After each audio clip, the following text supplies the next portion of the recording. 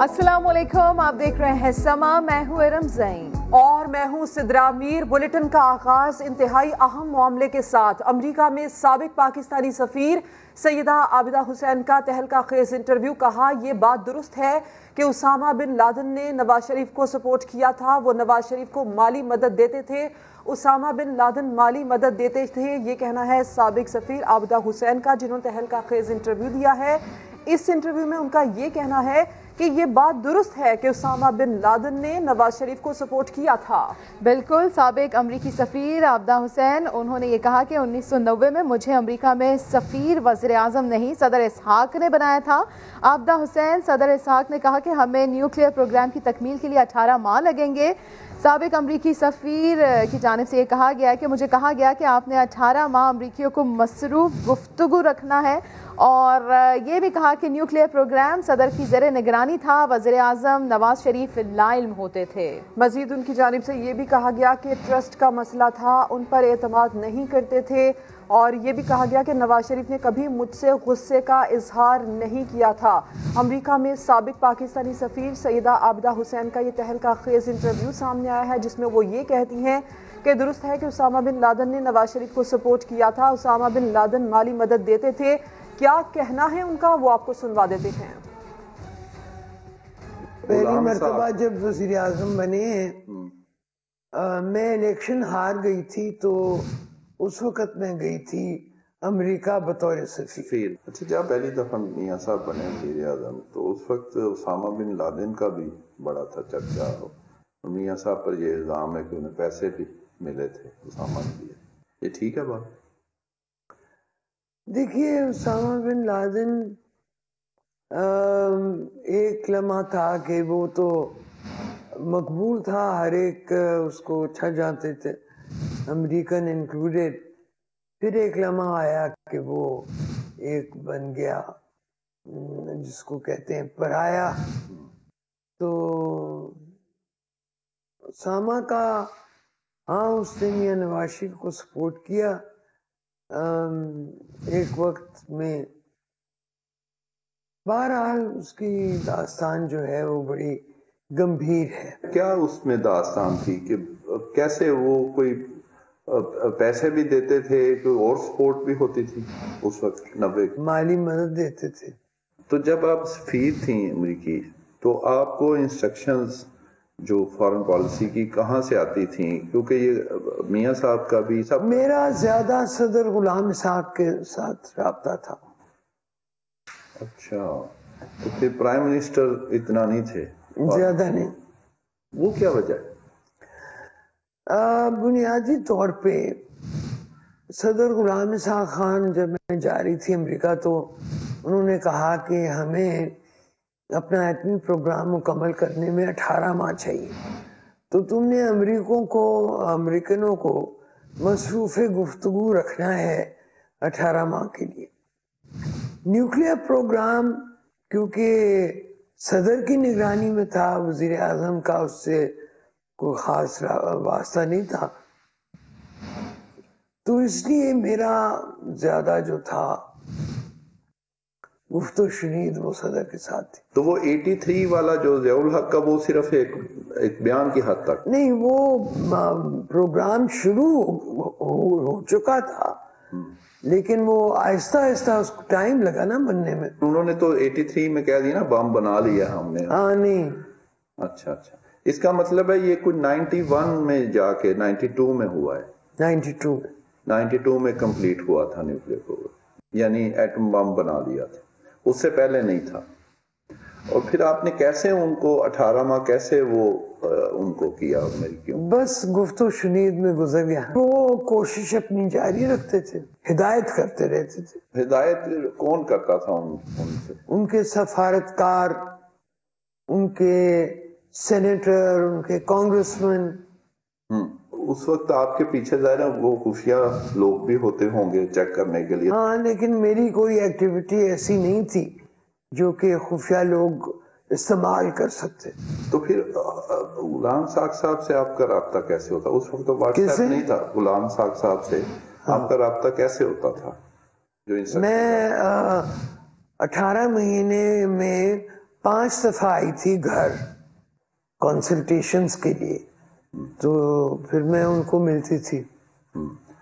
Phone پہ تو نہیں بات کرتے ہوں گے کیونکہ وہ تو پھر ریکارڈ ہو جاتا. نہیں فون, میرے علم میں تھا کہ فون پہ بات نہیں کرنی, کیونکہ جیسے آپ نے کہا وہ ریکارڈ ہو جاتا ہے.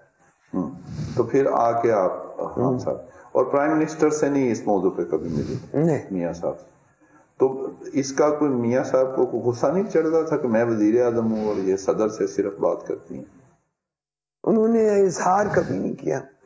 اظہار نہیں کیا. تو پھر اس کا مطلب ہے آپ کو سفیر بھی صدر کے کہنے پہ لگایا گیا تھا, میاں صاحب نے نہیں لگایا تھا؟ نہیں, صدر کی ریکمنڈیشن تھی. سمجھ نہیں تھی اس وقت؟ نہیں, ٹرسٹ کی بات تھی. ٹرسٹ یعنی وہ ان کو سمجھتے کچھ نہیں تھے؟ نہیں, ان کو کسی پہ ٹرسٹ نہیں کرتے تھے. اسی کے اوپر بات کر لیتے ہیں نمائندہ خصوصی نعیم اشرف بٹ سے. نعیم, آپ نے یہ انٹرویو کیا, عابدہ حسین وہی کہہ رہی ہیں کہ درست ہے کہ اسامہ بن لادن نے نواز شریف کو سپورٹ کیا تھا, اسامہ بن لادن مالی مدد بھی دیتے تھے. بتائیے گا کیا عابدہ حسین کا یہ انٹرویو حکومتی اداروں کو تحقیقات میں مددگار ثابت ہوگا؟ جی بالکل, بڑا اچھا سوال آپ نے کیا. یہ بہت ہی کروشل ٹائم پہ عابدہ حسین امریکی سفیر تھیں, اور ہم یہ کہہ سکتے ہیں کہ یہ سب سے بڑی گواہی ہوگی جو عام طور پہ تنقید ہوتی ہے میاں صاحب پر کہ اسامہ بن لادن نے انہیں مالی مدد دی. کچھ معاملات جو ہیں وہ اصغر خان کیس میں بھی سامنے, لیکن یہ گواہی اس لیے اہم ہے کہ یہ اسی وقت کی بات ہے جب یہ امریکی سفیر تھیں, جب نیوکلیئر پروگرام جو ہے وہ تکمیل کے قریب تھا, جیسا کہ یہ بتا رہی ہیں. سمجھا ہم نے یہی تھا کہ یہ کوئی 83-84 میں صدر ضیاء الحق کے دور میں کمپلیٹ ہو گیا تھا, لیکن انہوں نے بتایا ہے کہ یہ اس وقت کمپلیٹ نہیں بلکہ 92 میں مکمل ہوا, بلکہ جب 90 میں ان کو سفیر بنایا گیا تو 18 ماہ درکار تھے, جو کہ غلام اسحاق خان صدر جو تھے انہوں نے ان کو کہا کہ آپ نے 18 ماہ کسی بھی طریقے امریکیوں کو گفتگو میں لگانا ہے, یہ بڑے اہم ہیں, ہمیں چاہیے. کیونکہ یہ بتا رہی ہیں کہ اس وقت امریکی سفارتکار, سینیٹر, یہ سب بہت دباؤ تھا ان کا, اور اسی لیے ان کو ایک خاتون ہونے کے وجہ سے بھی سفیر لگایا. پھر یہ پرانی پولیٹیشین تھیں, تجربہ کار تھیں. لیکن ایک اہم بات اور بھی انہوں نے کی کہ جو ایک تو ان کو لگایا صدر اسحاق نے, میاں صاحب پرائم منسٹر ہیں, حالانکہ پرائم منسٹر نے سفیر لگانا ہوتا ہے, میاں صاحب اس وقت ان کو علم بھی نہیں تھا اور ان کو غلام اسحاق خان صدر جو ہیں انہوں نے کیا. دوسرا, وہ لا علم رہتے تھے اکثر چیزوں سے وزیر اعظم ہونے کے باوجود, اور یہ کہہ رہی ہیں کہ میں 5 دفعہ ایون جو آئی بھی کنسلٹیشن کے لیے پاکستان تو صدر اسحاق سے ہی ملتی تھی, اور میاں صاحب کو اکثر چیزوں کا علم نہیں تھا. اور جب پوچھا گیا ان سے کہ کیوں وہ ان کو علم نہیں تھا, وہ پرائم منسٹر تھے, کیوں وہ لا علم تھے, انہوں نے کہا کہ ٹرسٹ کی بات ہے, ان پر ٹرسٹ نہیں کیا جاتا تھا. اور یہی وہ چیز ہے کہ جو بعد میں آپ دیکھیں کہ ہر دور میں میاں صاحب پر یہ الزامات لگتے رہے, ایون پیچھے بھی ڈاؤن لیگز تک بات چلی جاتی ہے, ابھی بھی اور شکوک و شبہات کیے جاتے ہیں. لیکن یہ 1990 میں بھی تھا جب پہلی دفعہ میاں صاحب وزیر اعظم بنے, حالانکہ اس وقت یہ آنکھ کا تارا تھے اسٹیبلشمنٹ کا, IGI بنی, اس کے ذریعے یہ پرائم منسٹر بنے تھے, لیکن پھر بھی ان پر اعتبار نہیں کیا جاتا تھا. میاں صاحب کو اس بات کا علم نہیں تھا کہ نیوکلیئر پروگرام اس وقت کس سطح پہ ہے, کیا ہو رہا ہے. اور ایون عابدہ حسین سفیر اتنے اہم ملک کی لگائی گئیں, پرائم منسٹر لا علم رہے, غلام اسحاق نے ان کو لگایا. پھر یہ بھی بات انہوں نے کی, مزید کلیئر کیا کہ مالی مدد اسامہ بن لادن کرتے تھے. یہ بھی اہم بات ہے کہ اسامہ بن لادن کی ڈیٹیل بھی انہوں نے بتائی کہ ہاں سپورٹ میاں صاحب کو کرتے تھے اور مالی مدد دیتے تھے. اس وقت اگرچہ وہ IGI تھی, حالی میاں صاحب نہیں تھے, اس میں اور جماعتیں بھی تھیں. اور یہ بھی انہوں نے کلیئر کیا کہ اس وقت اسامہ بن لادن باقی جو امریکہ اور دوسری دنیا کے بھی بڑے آنکھ کے تارے تھے, ان کو پیارے تھے, لیکن بعد میں وہ پرائے ہو گئے. بڑی تفصیل سے آپ نے نعیم اشرف اس انٹرویو کے بارے میں ہمیں بتایا ہے. اسی پر تجزیہ حاصل کرتے ہیں. اس وقت امجد شعیب صاحب نے ہمیں جوائن کیا ہے. امجد شعیب صاحب, پاکستانی سابق سفیر سیدہ عابدہ حسین کا یہ انٹرویو جس میں انہوں نے سنگین انکشافات کیے ہیں, وہ یہ کہتی ہیں کہ اسامہ بن لادن نے نواز شریف کو سپورٹ کیا تھا, وہ نواز شریف کو مالی مدد بھی دیتے تھے. کیا کہیں گے اس پر آپ؟ بسم اللہ الرحمن الرحیم. دیکھیں, یہ تو کوئی اب چھپی ہوئی بات نہیں ہے. یہ آپ اگر دیکھیں تو ایک انٹرویو ہے ان کا رحمت آفیری صاحب کا, جو کہ فرنٹ پوسٹ کے एडिटर थे, एडिटर इन चीफ, और उन्होंने उसमें बड़ा वाज़ेह कहा और वो आईनी शाहिद है उस बात के, उनके सामने ये बातें हुई हैं कि उनको पैसा वगैरह दिया गया और वो हमेशा उससे वादा ये करते रहे कि बेनज़ीर की हुकूमत नहीं बनने देंगे, औरत की बात यहाँ पे नहीं होगी वजारत उस्मा, वो इस तरह की चीज़ें ये करते हैं। एक्चुअली हुआ ये है कि जहाँ तक अंदरूनी मामलात का ताल्लुक है, यहाँ मियाँ साहब उन तमाम साजिशों में शरीक थे जिनका मकसद था कि उनके अलावा अगर किसी और को वज़ीर आज़म बनाया जा रहा है तो वो ना बने, या किसी को अगर बनी है मोहतरमा बनी हुई थी तो उनको हटाना था, तो उसमें साजिश में मियाँ साहब शरीक थे। आज तो वो ये कह देते हैं कि जी 72 साल में किसी वज़ीर आज़म को टाइम नहीं पूरा करने दिया, लेकिन हर वज़ीर आज़म के खिलाफ साजिश में अपने अलावा बाकियों की साजिश में वो शरीक रहे। अब दूसरी बात ये है कि जहाँ तक न्यूक्लियर प्रोग्राम वगैरह का ताल्लुक है, ये चीज़ें, इसमें थोड़ा सा मैं समझता हूँ कि हमारी मोहतरमा आबिदा हुसैन जो है उनको भी शायद हो सकता है पूरा इल्म ना हो। ये जो हमारा न्यूक्लियर प्रोग्राम था ये तकरीबन मुकम्मल हो गया था 86 में, और अगर आप मुशाहिद हुसैन साहब को लें तो उनसे आप चेक करें, मुशाहिद हुसैन ने ये इंटरव्यू करवाया था, कुलदीप नैयर होते थे इंडिया के एक बहुत मशहूर जर्नलिस्ट, उनको लाके डॉक्टर ए.क्यू. खान के साथ ये खास तौर पे एक प्लान्ड इंटरव्यू था जो कराया गया उनको मैसेज देने के लिए, और वो ए.क्यू. खान साहब ने उसमें बताया था कि हम ये काम कर सकते हैं इस तरह, यानी भारत को अगर कोई जरूरत, भारत के खिलाफ अगर कुछ एक्शन करना पड़ा तो हम तैयार हैं। तो ये कभी भी बात पब्लिक में नहीं लाई जा सकती थी जब तक कि आपका न्यूक्लियर प्रोग्राम जो है वो मुकम्मल नहीं हो चुका हुआ था। तो इस वजह से ये भी जरा एक सोचने की बात है। दूसरी बात ये है कि जहाँ तक वेपन सिस्टम वगैरह का ताल्लुक है, वो आप कह सकते हैं कि उसका डिजाइन वगैरह कुछ बाद में बना, लेकिन वो भी हम बहुत पहले से, ये जो टनल चागी में बनाई गई है कुछ के, वो कोई एक दिन का काम नहीं था, वो बहुत पहले से ये सिस्टम तैयार थे चीजें की हुई। तो इस लिहाज से बाज़ जगहों पे मुझे एम्बिग्विटी नजर आती है जी, और लगता है कि शायद उनका नॉलेज इस बारे में कुछ थोड़ा फॉल्टी हो। बाकी जो हमारा गुलाम इसहाक खान का था वो ये था कि आर्टिकल 58(2)B की वजह से वो हाकिम वक्त वही समझे जाते थे और प्राइम मिनिस्टर के इख्तियारात कुछ लिमिटेड थे। तो इस लिहाज से भी मियाँ साहब को, जब मियाँ साहब के इख्तिलाफात हुए, क्योंकि मियाँ साहब किसी की सुप्रीमेसी नहीं मानते थे और वो चाहते थे कि वो मुख्तार कुल हों, और जो उन्होंने आखिरी तकरीर की थी जिसके बाद उनको वजारत उस्मा छोड़नी पड़ी, उसमें उन्होंने कहा था कि मैं किसी से डिक्टेशन नहीं लेता। हालांकि सदर मुमलिकत उस वक्त हाकिम आला थे और वही आर्मी चीफ वगैरह अपॉइंट करते थे। तो ये फर्क है उस वक्त का कुछ चीजों का जो कि मैं समझता हूँ उसको क्लैरिफाई कर देना जरूरी है। जी, अमजद शुएब साहब अपने वक्त दिया इस मामले के ऊपर गुफ्तगू कर रहे थे आप, आपका शुक्रिया। इससे पहले नईम अशरफ भट्ट भी हमारे साथ मौजूद थे, आप दोनों का शुक्रिया। एक और अहम मामला, ऊंट रे ऊंट तेरी कौन सी कलसी दी। पीपल्स पार्टी के senator deputy chairman senate Salim Mandviwalla कहते हैं कि वो नहीं चाहते कि चेयरमैन नायब इस्तीफा दे दे। साथ साथ कड़ी तनकीद भी की, बोले किसी माली या ठेले वाले के अकाउंट से पैसे निकले तो नैब को क्या तकलीफ है। यही नहीं, जियाली सरकार को बचाते बचाते ये तक कह गए कि सियालकोट चैम्बर की तरह कराची चैम्बर भी अपने शहर को खुद बनाए। सुनिए क्या फरमाया सलीम मांडवीवाला ने। वो रिजाइन करे, मैंने कभी उनको ये नहीं कहा कि वो रिजाइन करें। मैं तो सिर्फ चाहता हूं कि वो बिजनेसमैन की हैरेसमेंट बंद करें, और बिजनेसमैन की हैरेसमेंट सिर्फ कोई कराची में नहीं है, it is all over the country. और ये शिकायत, ये ड्राइवर का अकाउंट है और ड्राइवर कहता है मेरा ये अकाउंट नहीं है, फ्रॉड हुआ है। बिल्कुल, मैं कहता हूं आप बिल्कुल ना छोड़ें उस बंदे को जिसने ये फ्रॉड किया, मगर फिर जिसने अकाउंट खोला है उसको भी ना छोड़ें, क्योंकि ये फ्रॉड अकाउंट बैंक की मर्जी के बगैर नहीं खुलता। अब आप कहते हैं जी वो छोले वाले का अकाउंट था, वो जी फलाने वाले का अकाउंट था, तो भाई वो जिसका भी अकाउंट था आपका क्या लेना देना उससे। मेरा पॉइंट ये, आपका क्या लेना देना।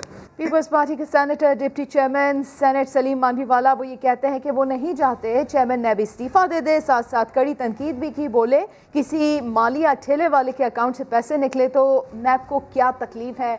यही नहीं, जियाली सरकार को बचाते बचाते ये तक कह गए कि सियालकोट चैम्बर की तरह कराची चैम्बर भी अपने शहर को خود بنائے. تو ڈپٹی چیئرمین سینٹ سلیم مانڈوی والا وہ بات کر رہے تھے میڈیا سے، اور ایسے میں انہوں نے یہ کہا کہ وہ نہیں چاہتے چیئرمین نیب استعفیٰ دے دے. ساتھ ساتھ کڑی تنقید بھی کی.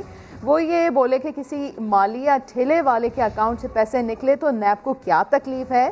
یہی نہیں، جیالی سرکار کو بچاتے بچاتے یہ تک کہہ گئے کہ سیالکوٹ چیمبر کی طرح کراچی چیمبر بھی اپنے شہر کو خود بنائے. بات کرتے ہیں اس پر. تاجر رہنما زبیر موتی والا ہمارے ساتھ ہیں. زبیر صاحب، اس سے پہلے بھی یہ سلیم مانڈوی والا تنقید تو کرتے ہیں نیب کے اوپر، ریکوریز کی بھی بات کرتے ہیں، لیکن اس کے ساتھ ساتھ یہ بڑی اہم بات وہ یہ کہتے ہیں کہ کسی مالی یا ٹھیلے والے کے اکاؤنٹ سے پیسے نکلے تو اس میں نیب کو کیا تکلیف ہے. اگر کارروائی نہیں ہوگی تو پھر اسی طرح سے منی لانڈرنگ ہوتی رہے گی، اسی طرح سے پیسہ ملک سے باہر بھی بیچا جاتا رہے گا اور بلیک منی اسی طرح سے بنائی جاتی رہے گی.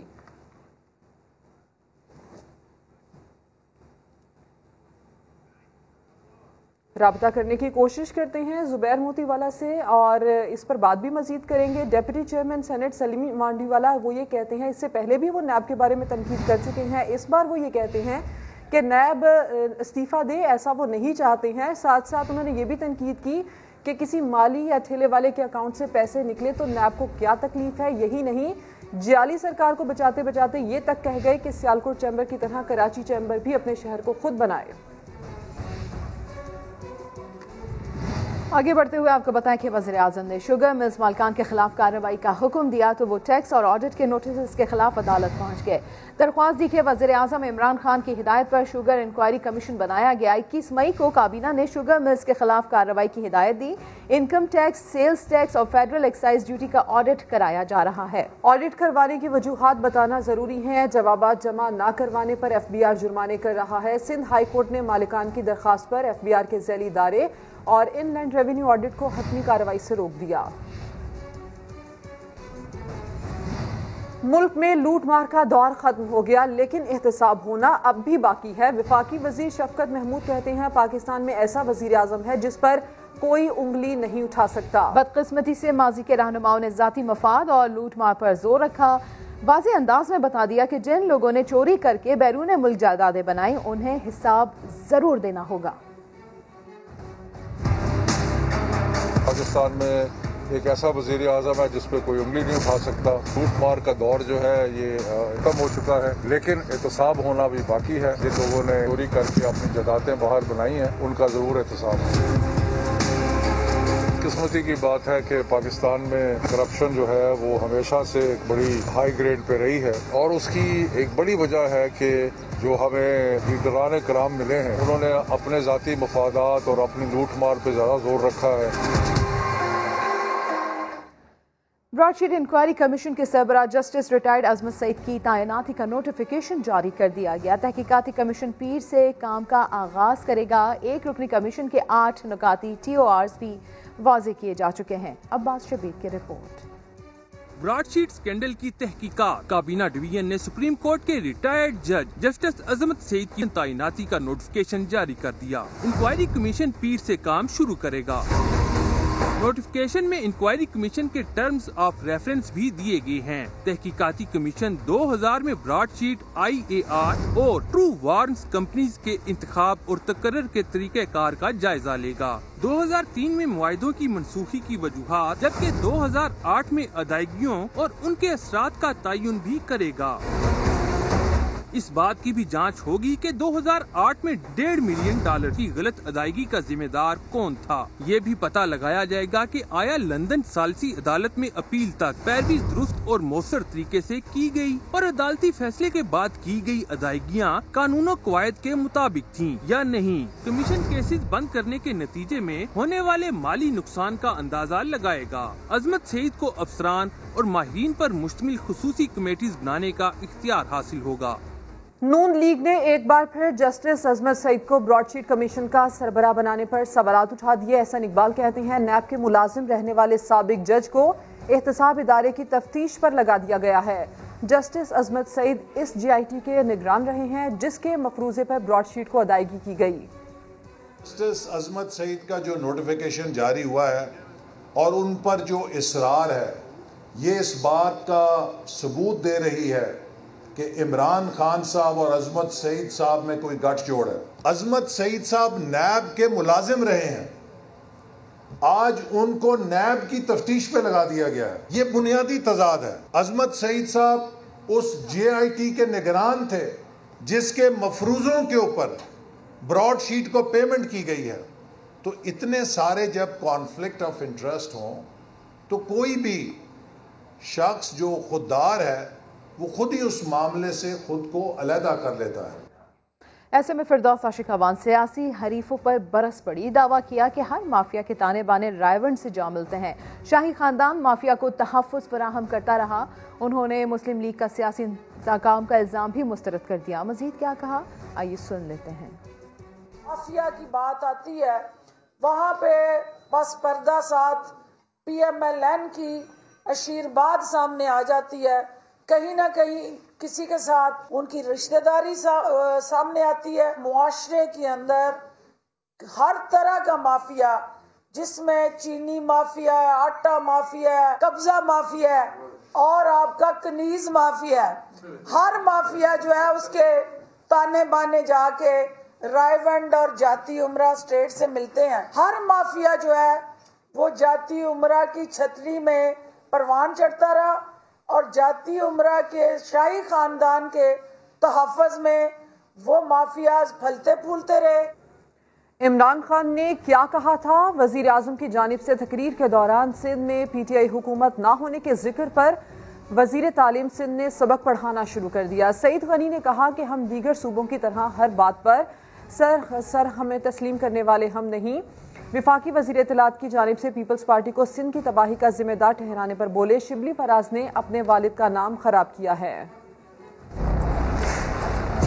انہوں نے تسلیم کر لیا کہ وہ صوبہ سندھ کی حکومت کو نہیں مانتے, اس لیے صوبہ سندھ کو اپنا صوبہ بھی نہیں مانتے.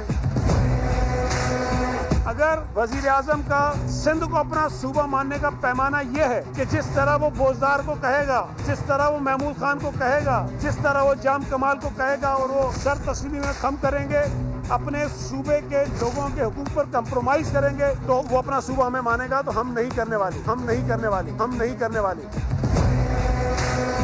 وزیر اعظم صوبہ سندھ کو اپنا صوبہ مانے یا نہ مانے, پیپلز پارٹی صوبہ سندھ کے عوام کی ترجمانی کرتے ہوئے وفاقی حکومت کی جو زیادتیاں ہیں اس پر ہم احتجاج کرتے رہیں گے. وزیر اعظم کے مانے نہ مانے سے ہمیں فرق نہیں پڑتا.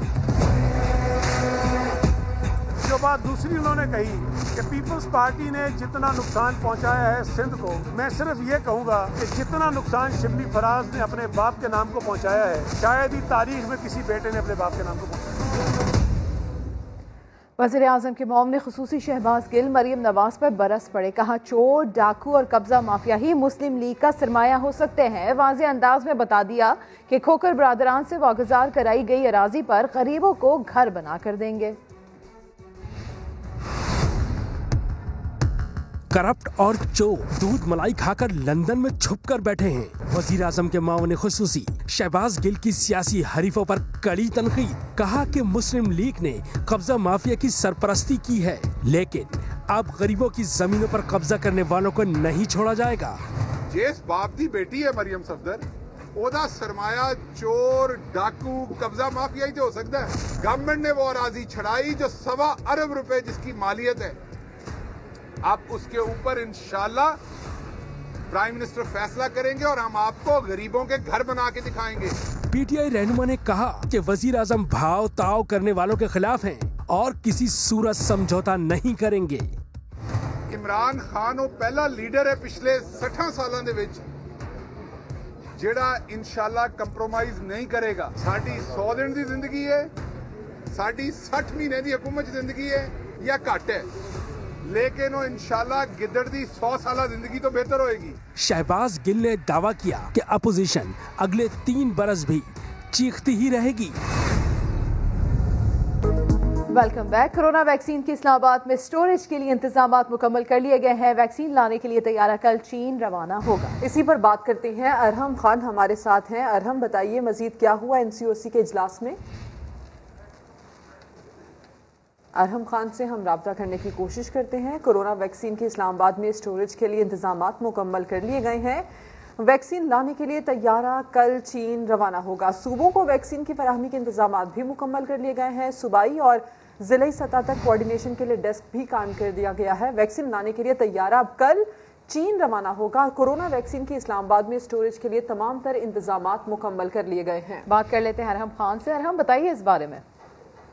جی بالکل ایسا ہی ہے، پاکستان میں کورونا جو ویکسین ہے وہ آ رہی ہے، اور پاکستانیوں کے لیے بڑی خوشخبری یہ ہے کہ کورونا ویکسین لانے کے لیے طیارہ چین کے لیے روانہ ہوگا، اور اس وقت ویکسین کی اسلام آباد میں جو اسٹوریج کے لیے ہیں وہ بھی تمام انتظامات مکمل کر لیے گئے ہیں۔ NCOC کا آج جو اجلاس ہوا اس کے تمام تر گفتگو زیر بحث ہے۔ متعلقہ حکام نے بریفنگ بھی دی NCOC کے جو سربراہان ہیں، اور ان کو یہ بتایا گیا کہ ویکسین کے لیے جو طیارہ ہے وہ کل پرواز بھرے گا چین کے لیے، اور صوبوں کو اور اس حوالے سے تمام تر انتظامات مکمل کر لیے گئے ہیں۔ بہت شکریہ ارحم خان آپ کا۔ پاکستان کرکٹ بورڈ نے قومی کرکٹرز کو کورونا ویکسین لگوانے کا فیصلہ کر لیا۔ ویکسین لگنے کے بعد کرکٹرز کورونا اور بایو ببل سے نجات حاصل کر لیں گے۔ اسی پر بات کریں گے، اسپورٹس کورسپونڈنٹ شعیب جٹ ہمارے ساتھ ہیں۔ شعیب، یعنی کہ کرکٹرز کے لیے کچھ تو آسانی ہونے جا رہی ہے؟ جی بالکل کچھ نہیں، یہ بہت بڑی آسانی ہونے جا رہی ہے، کیونکہ اب جو ہے وہ نہ صرف کھلاڑیوں کو کورونا کا خطرہ نہیں رہے گا بلکہ بایو سیکیور ببل سے بھی جان چھوٹ جائے گی۔ پاکستان کرکٹ بورڈ نے یہ فیصلہ کر لیا ہے کہ کووڈ ویکسین جو ہے وہ اپنے تمام کھلاڑیوں کو بھی جو ہے وہ لگوائی جائے، اور اس کے ساتھ ساتھ جو آفیشلز ہیں ان کو بھی کورونا کی ویکسین لگوا لی جائے۔ پاکستان کرکٹ بورڈ کے چیف ایگزیکٹو آفیسر جو ہیں وسیم خان، ان سے ہماری بات ہوئی ہے، انہوں نے اس بات کی تصدیق کی ہے کہ پاکستان کرکٹ بورڈ ان آپشنز کو جو ہے وہ کنسیڈر بھی کر رہا ہے، اور اس سلسلے میں رابطے بھی ہوئے ہیں، اور جلد اس معاملے میں کوئی حتمی فیصلہ بھی ہو جائے گا۔ تو ایک بڑی بات ہے، کیونکہ اس ٹائم دنیا کرکٹ میں صرف بنگلہ دیش ایسا تھا جس نے یہ اعلان کیا تھا۔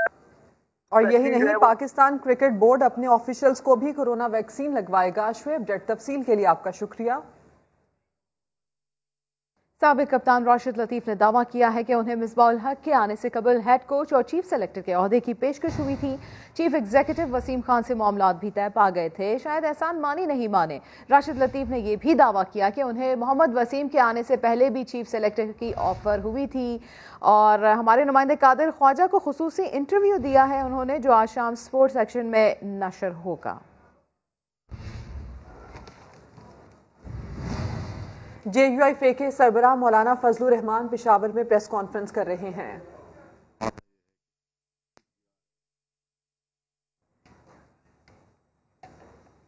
مولانا فضل الرحمان پشاور میں اس وقت پریس کانفرنس کر رہے ہیں، اہم معاملات پر ان کی جانب سے گفتگو کی جا رہی ہے۔ ان کا یہ کہنا ہے کہ 5 فروری کو کشمیریوں کے ساتھ اظہار یکجہتی کریں گے، ہمارے تمام جلسے کامیاب ہوئے ہیں، یہ کہنا ہے فضل الرحمان کا۔ بہت ہو گیا تعلیم کا ناغہ، پیر سے ہر صورت اسکول کھلیں گے۔ وزیر تعلیم سندھ نے نہ صرف فیصلہ سنا دیا بلکہ امتحانات کی تاریخیں بھی دے دیں۔ 9ویں اور 10ویں جماعت کے امتحانات 1 جولائی سے، جبکہ انٹر ایگزام 28 جولائی سے لیے جائیں گے۔ محکمہ تعلیم سندھ کی اسٹیئرنگ کمیٹی کے اجلاس میں فیصلہ کیا گیا ہے کہ تمام بورڈز امتحانات کے نتائج 90 دن میں تیار کریں گے۔ وزیر تعلیم نے یہ بھی واضح کر دیا کہ اکتوبر سے پہلے کوئی میڈیکل کالج داخلے شروع نہیں کرے گا۔ سعید غنی نے کیا کہا، آپ کو سنواتے ہیں۔ اب 1 جولائی سے شروع ہوں گے اور 15 جولائی تک جاری رہیں گے 9ویں اور 10ویں جماعت کے ایگزامز، اور اب 11ویں اور 12ویں کے امتحانات 28 جولائی سے شروع ہوں گے، 16 اگست تک وہ جاری رہیں گے۔ نرسری سے لے کے 8ویں جماعت تک ان کے امتحانات 7 جون سے شروع ہوں گے، اور ان کے نتائج 26 جون کو اناؤنس کر دیے جائیں گے۔ تو جو سٹرکچر ہوتا تھا پیپر کا، اس کو بھی بچوں کی سہولت کے لیے آسان کر دیا گیا ہے، تاکہ وہ 2 گھنٹے کے اندر اندر اس کو مکمل کر سکیں۔ خبروں کا سلسلہ جاری ہے، یہاں وقت ہوا ہے ایک بریک کا، آپ ہمارے ساتھ رہیے۔ ابھی آپ کو براہ راست لیے چلتے ہیں وزیر خارجہ شاہ محمود قریشی ملتان میں میڈیا سے بات کر رہے ہیں۔ آگے بڑھیں گے، ہماری خواہش ہے کہ اس خطے میں امن ہو، استحکام ہو، اور ہماری ترجیح ہے کہ پاکستان اس کی جو معاشی مشکلات ہیں اس پر ہم غلبہ پائیں، اس ملک میں خوشحالی ہو، اس ملک میں سرمایہ کاری ہو، ہم اپنی اکنامک پارٹنرشپس کو آگے بڑھا سکیں، اور ہم ریجنل کنیکٹیوٹی کے ذریعے اس خطے کو زیادہ خوشحال بنا سکے۔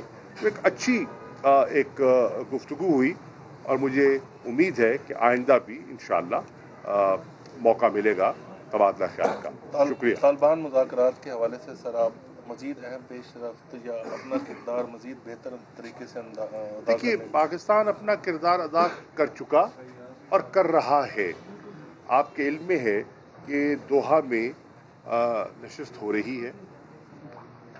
पहली बात तो ये है कि किसी को ये शक शुबा ना था ना है कि ये मुज़ाकरात आसान कभी ना थे। दो फरीक है, वो आपस में। वज़ीर ख़ारजा शाह महमूद कुरैशी मीडिया से बात कर रहे हैं।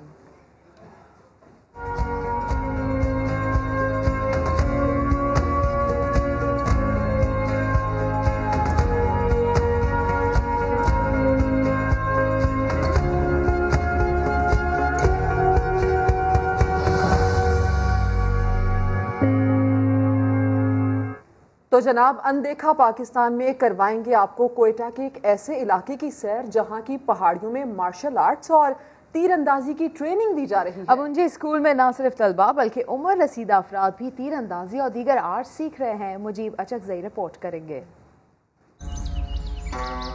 کوئٹہ کی پہاڑیوں میں ایک ڈاکٹر چھپا ہے۔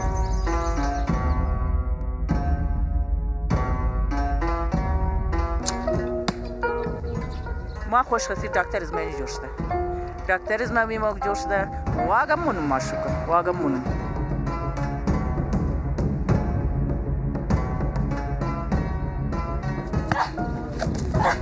مہردار کے دامن میں مارشل آرٹس کی ٹریننگ۔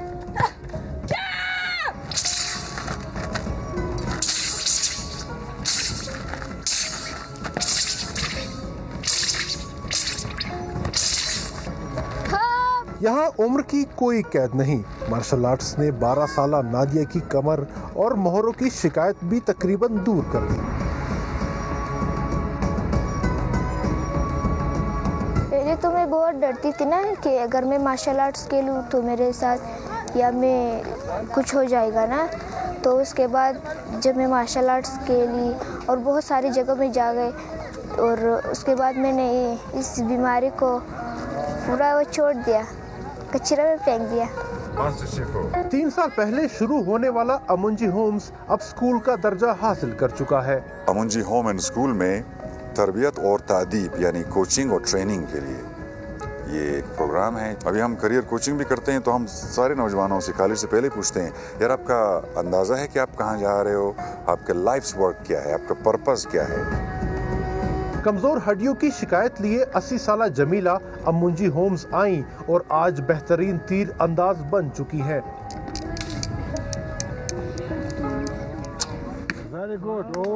بخدا گولی کسر خوب نہ نواق خوب منا گولی کسر خوب نہ یعنی خاندو خوب منا لکائی خوب منا۔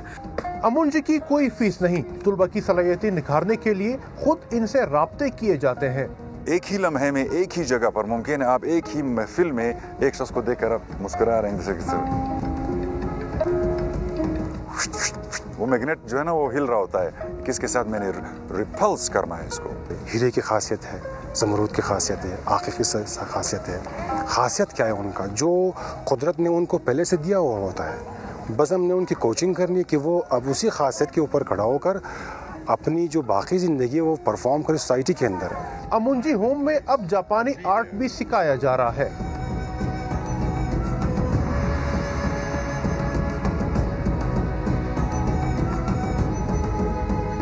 ذہنی سکون، بلڈ پریشر اور ہڈیوں کی کمزوری سے نجات چاہیے تو مارشل آرٹس ضرور سیکھیے، اور ہاں امونجی کے دروازے سب کے لیے کھلے ہیں۔